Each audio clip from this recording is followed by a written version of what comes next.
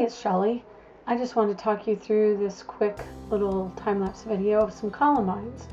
I drew out the idea that I had in my head. I used a photo of some columbines, but put them in the place that I wanted. And here I used like a watercolor gouache kind of background. And I did that because I wanted to have the background have a color that I could solidly paint with acrylic over it. So when the acrylic gets put down, you can see the background through it. So it adds another dimension to this piece. Here I'm putting down the first part of the purple flowers, and I just wanted to put them down first because it is a painting of columbines. So of course columbines are this beautiful shade of lavender blue. And then I added in the highlights that make them look like the sun is touching them.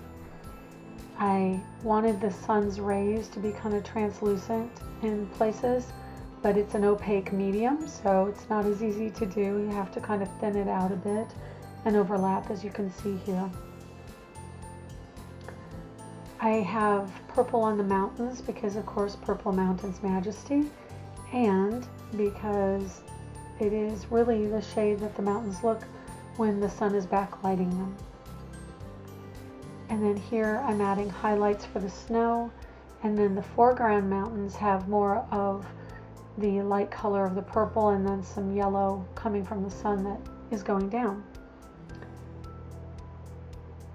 And here I'm doing the water, it's a reflection of the mountains. And the grass, I just wanted it to be a meadow. It wasn't really what I'm trying to do is experiment with more graphic color. And I like adding in a bit of gradient to that, but more color blocking in my art while bringing in some of that painterly brush stroke over the background colors. So this is really the first or second painting I've done really committing to that technique in some of my new paintings that I'm going to be doing. That being said, I'm a big fan of experimenting in many different styles, so I think I have kind of a look for people outside of myself, but maybe it's not as easy for me to discern, but I think most of my paintings do have that essence of myself in them. And then so now the background is all gradient and meadowy. I'm doing some darker shading in the foreground underneath the flowers, and then the final part of the flowers is the center shading where the white petals kind of pinch together and show the purple below, but I used just a blue in this case to indicate the shadow of the flower centers.